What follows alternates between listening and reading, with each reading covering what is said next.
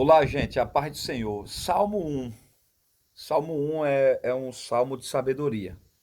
Ou seja, neste salmo vai estar praticamente resumido nele o assunto de toda a Bíblia. Ou seja, o salmista vai falar sobre dois tipos de comportamento, vai falar sobre dois tipos de pessoas, vai falar sobre dois tipos de caminho e vai falar sobre dois tipos de finais diferentes acerca dessas pessoas, proveniente dos caminhos que cada um resolveu traçar. Então é um salmo de sabedoria, é um salmo de conselhos. E ele vai dar alguns conselhos já no início. Bem-aventurado, que está associado à felicidade. Perceba que o assunto da felicidade é um assunto que sempre é observado pelo ser humano. O ser humano ele busca a felicidade. Então ele busca a felicidade em bens, no dinheiro, na riqueza, na liberdade sexual, né, na liberdade filosófica de pensamentos. Mas perceba que o fruto da verdadeira felicidade é quando você observa algo que é maior do que ela. Ou seja, a felicidade torna-se um subproduto de algo maior. Porque o salmista está dizendo que para eu viver essa felicidade eu preciso me sujeitar à vontade de Deus. Então, nunca o homem conseguirá encontrar a felicidade buscando-a, mas ela se torna um subproduto de algo maior, que é obedecer a Deus acima de qualquer coisa. Quando eu tenho por objetivo de vida obedecer a Deus, seguir a sua palavra, eu encontro a felicidade. Não por buscá-la, mas por obedecer a Deus. Por isso que eu digo que a felicidade é o subproduto de algo maior. E obedecer a Deus está acima de qualquer outra coisa. Então perceba que a felicidade também vai estar associada a três negativas. Não siga o conselho dos ímpios, não se detenha no caminho dos pecadores e não se assente na roda dos escarnecedores. São três negativas, três nãos. E já percebeu que os nãos que Deus nos dá são para o nosso bem? O ser humano tem dificuldade de receber não. Mas os nãos de Deus nos faz viver, andar e estar no lugar que Deus tem preparado para nós. Então precisamos ter maturidade para entender que os nãos de Deus nos levará à verdadeira felicidade. Por se sujeitar a essa vontade, ou glória, nós vamos viver a felicidade em obedecer a Deus que está acima de qualquer outra coisa. Então a felicidade se torna um subproduto da obediência a Deus. Agora, quais são os resultados dessa obediência a Deus? Aí o salmista vai fazer um contraponto entre os ímpios, os injustos e os justos. Ele vai fazer um contraponto entre os perversos e entre aqueles que são justos. Então, olha o que, é que ele vai dizer. Por quê?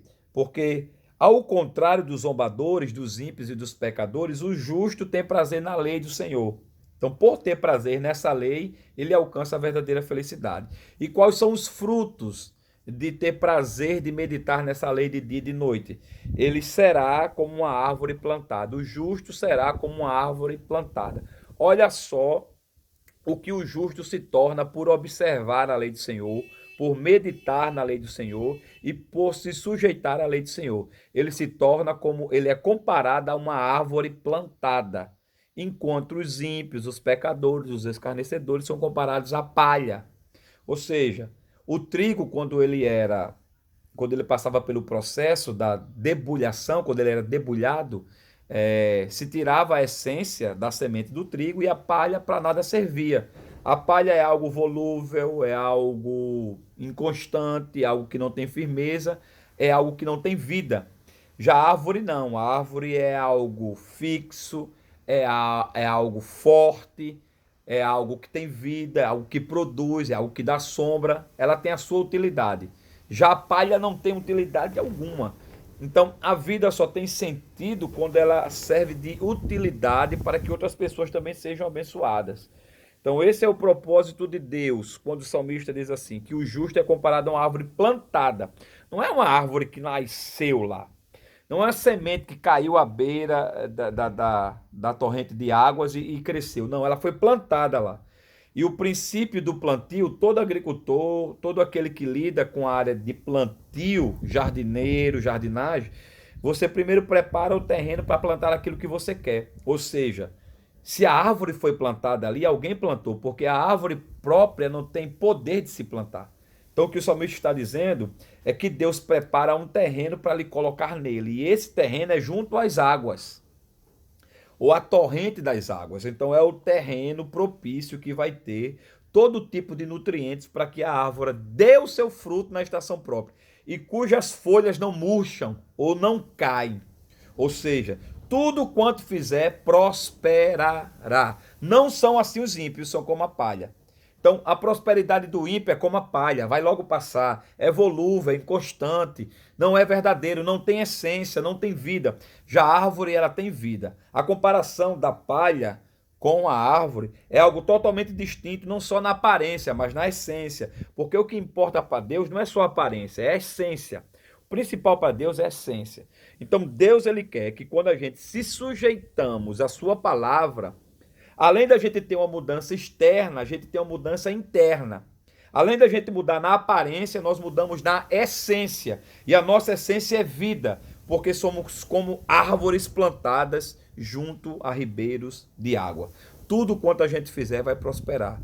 Nós vamos dar os nossos frutos e as nossas folhas não murcham. Ou seja, independente da prova, da luta, da dificuldade, nós permanecemos pessoas produtivas por se sujeitar à vontade de Deus. Agora, o fim do ímpio, do perverso, do escarnecedor, do pecador, é a ruína final. Então, a ruína final das pessoas que zombam de Deus, que escarnecem de Deus, que não querem Deus, é a ruína final. Diferentemente do justo. O justo terá a vida plena com Deus e em Deus. A pergunta é: qual tipo de vida você tem levado? A vida de palha ou a vida de justos? Entenda que o ímpio não permanecerá na congregação dos justos, porque o Senhor não permitirá isso.